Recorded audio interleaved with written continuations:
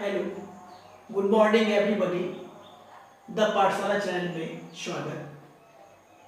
आज 2024 में जो बोर्ड की परीक्षा होने वाली है उसके लिए ऑब्जेक्टिव क्वेश्चन वास्तविक संख्या से लेके आए हैं। और इसके पिछले वाले वीडियो में पार्ट 1 था, आज हम पार्ट 2 लेके आए हैं, जो कि यहाँ पर दिए गया सभी प्रश्न मैट्रिक बोर्ड परीक्षा बोर्ड एग्जाम में पूछे गए हैं। और मैट्रिक बोर्ड परीक्षा 2024 के लिए महत्वपूर्ण क्वेश्चन है। वैसे हर क्वेश्चन आप बोर्ड परीक्षा में पूछा ही गया है। तो चलिए मैं स्टार्ट करते हैं। पहला क्वेश्चन दिया, यदि ए और बी अभाज्य संख्या है, अभाज्य संख्या है तो ए और बी का लघुत्तम समावर्तक है। क्या होगा लघुत्तम समावर्तक? इसमें से ए और बी को अभाज्य संख्या मान लेना है। अभाज्य संख्या उस संख्या को कहते हैं ए, देखिए यहाँ पर पहला का ए और बी को अभाज्य संख्या मानना है। ए और बी अभाज्य संख्याएं मान लेते हैं 2 और 3। अभाज्य संख्या उस संख्या को कहते हैं जिस संख्या में एक और स्वयं के अलावा कोई गुणनखंड नहीं हो, यानी एक से भाग लगे और स्वयं से लगे। तो एक से लगेगा और 2 से लगेगा, इसमें भी एक से लगेगा और 3 से लगेगा, बाकी किसी से नहीं लगेगा। तो ए और बी अभाज्य संख्या मान लिए। तो उसका क्या पूछा जा रहा? लघुत्तम समावर्तक। तो लघुत्तम समावर्तक क्या करते हैं? इसको 2 3 का लघुत्तम समावर्तक हम पीछे क्लास में पढ़े हैं, 2 3 अच्छा बोल देते हैं, यानी दोनों को गुना करते हैं। तो दोनों को गुना करेंगे तो क्या होगा? ए बी, यही ना आएगा। दोनों को गुना करेंगे तो ए बी आएगा। तो ऑप्शन में देखिए यहाँ ए बी है, ये सही हो गया। आसान लग रहा होगा। फिर देखिए दूसरा क्वेश्चन में दो परिमेय संख्या, देखिए ये पूछा हुआ 2020 में और 2021 में पूछी हुई क्वेश्चन है। और इसके आधार पर आपको तैयारी करनी है कि ऐसा क्वेश्चन आता है तो आपको भी 2024 की परीक्षा के लिए तैयारी करना होगा। इस टाइप के क्वेश्चन को सीखना होगा। दो परिमेय संख्याओं के बीच अधिकतम कितनी परिमेय संख्याएं हो सकती है? ये देखिए 2013 में पूछे हुए, 2015 में पूछे हुए हैं, 2021 में पूछे हुए, कितना बार पूछे हुए। तो ये और क्या है? दो परिमेय संख्याओं के बीच अधिकतम कितनी परिमेय संख्या होगी? अनंत। आप लगा देते हैं अनंत होगी तो आपका 1 नंबर मिल जाता है। बिल्कुल आसान है। निम्नलिखित में कौन अभाज्य संख्या है? अभाज्य संख्या देखिए, ये अभाज्य संख्या में आप क्या करेंगे कि जिसके एक और स्वयं के अलावा कोई गुणनखंड नहीं हो, यानी एक से लगे और स्वयं से भाग लगे, बाकी किसी से नहीं लगे, वो संख्या अभाज्य संख्या होगा। तो खोजना आपका अभाज्य संख्या कौन होगा? देखिए 1 से लगेगा, 3 से लगेगा, 5 से लगेगा, है ना, और 15 से भी लगेगा, तो ये नहीं होगा। ये 1 से लगेगा और 23 से ही लगेगा, बाकी किसी से नहीं लगेगा, इसीलिए ये हो गया आपका भाज्य संख्या। ये नहीं होगा क्योंकि 1 से लगेगा, 2 से लगेगा, 4 से लगेगा, 3 से लगेगा, 12 से लगेगा, इसीलिए नहीं हुआ।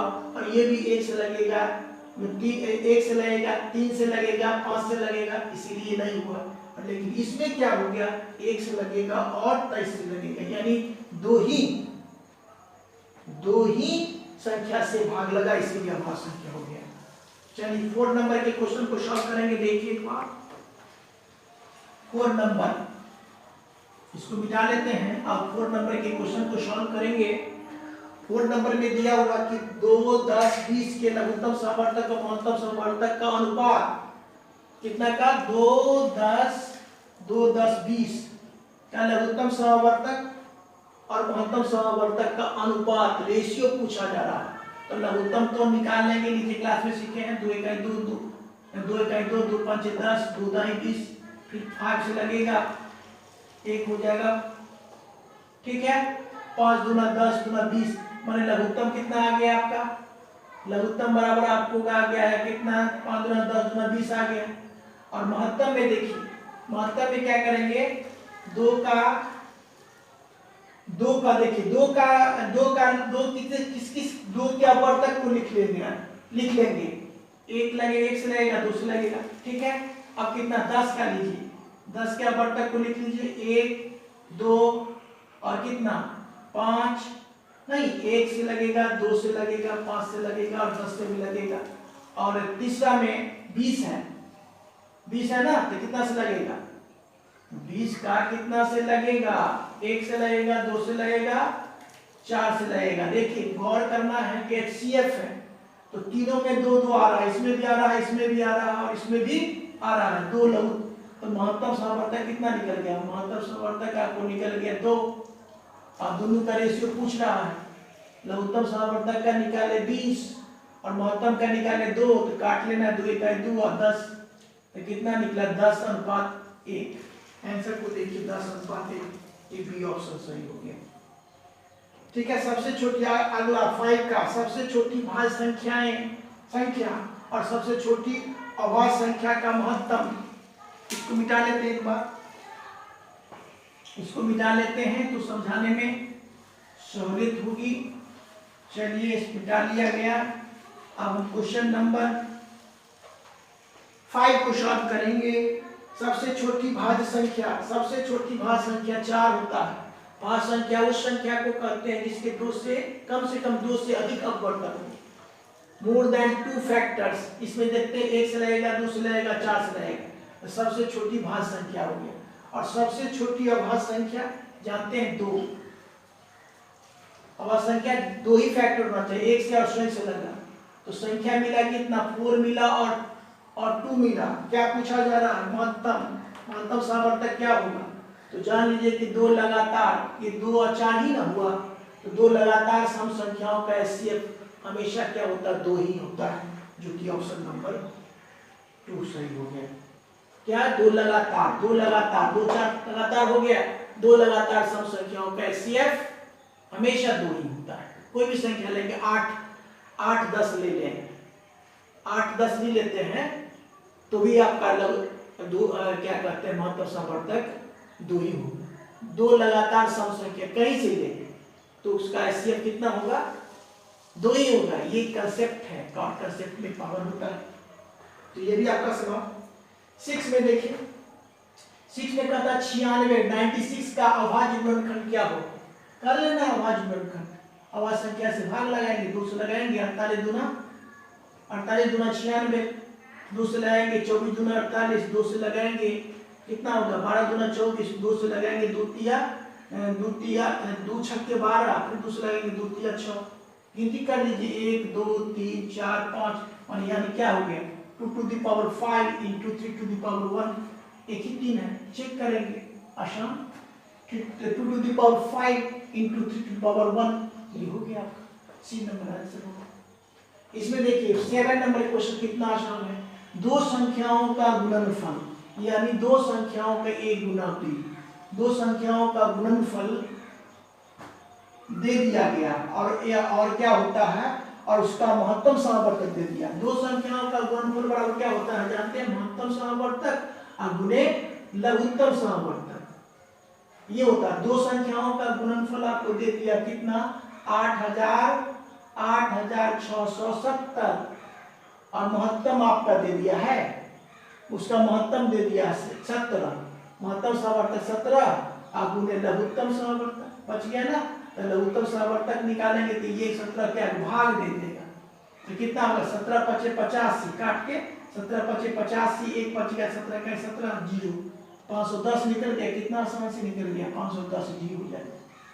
ये फॉर्मूला होता है 2 संख्याओं का गुणनफल बराबर महत्तम सामर्थ्य गुणे लघुत्तम सामर्थ्य। तो 2 संख्याओं का गुणनफल हमको 8670 दिया हुआ था और महत्तम सामर्थ्य 17 दिया हुआ था। अब गुना लघुत्तम सामर्थ्य, तो लघुत्तम सामर्थ्य बराबर क्या होगा? ये गुना करके इधर आके भाग देगा, तो 17 से भाग दिए तो 510 से कट गया, 510 से कट गया। तो ये भी आपका आसान तरीका से बन गया। 2 लगातार संख्याओं का महत्तम सामर्थ्य, 2 लगातार संख्या 1 2 3 4 5 6 लगातार होता, 7 8 हमेशा HCF 1 होगा, याद रख लीजिए, कंसेप्ट है ये। और लास्ट का 9 नंबर के क्वेश्चन को सॉल्व करेंगे। 9 नंबर के क्वेश्चन को सॉल्व करेंगे। 9 नंबर, कौन सा नंबर? 9 नंबर में देखिए क्या दिया हुआ कि 5005 के कितने अभाज्य गुणनखंड हैं। ये नया तरीका का पूछा हुआ जो कि 2020 में पूछ दिए हुए हैं। तो क्या करना है आपको, 5000 इकाई दहाई सैकड़ा हजार 5005 को आपको क्या करना है, लगाना है, प्राइम फैक्टराइजेशन करना है। तो हम क्या करेंगे, 5 से तो लगाएंगे, 5 इकाई 5 0 0 0। अब मिला लेंगे, 7 से लगाएंगे, 7 इकाई 7, 3 बच गया, 7 चौक 28, 7 21। फिर लगाएंगे 11 से लगाएंगे, 11 से, तो 11 इकाई 11, 11 33। क्या पूछा जा रहा कि 5005 के कितने अभाज्य गुणनखंड हैं, क्या अभाज्य खंड, 1 2 3 4, 4 है। तो ये ऑप्शन सही हो गया, बी ऑप्शन 4। बिल्कुल आसान लग रहा होगा। तो इस प्रकार से 9 क्वेश्चन को सॉल्व किए, और जितने सारे क्वेश्चन हैं ये किसी न किसी बोर्ड परीक्षा, मैट्रिक बोर्ड परीक्षा में पूछा ही गया है। तो हम चाहेंगे कि इसी ढंग से आप डिवाइड करते हैं, ऑब्जेक्टिव क्वेश्चन बनाते हैं, तो आपको ऑब्जेक्टिव क्वेश्चन नहीं छूट पाएगा, तो मैथ में अधिक से अधिक नंबर आ सकता है। और हम एक बात कहना चाहेंगे कि मेरा वीडियो अगर अच्छा लगता है तो लाइक शेयर और सब्सक्राइब करें। Thank you, take care.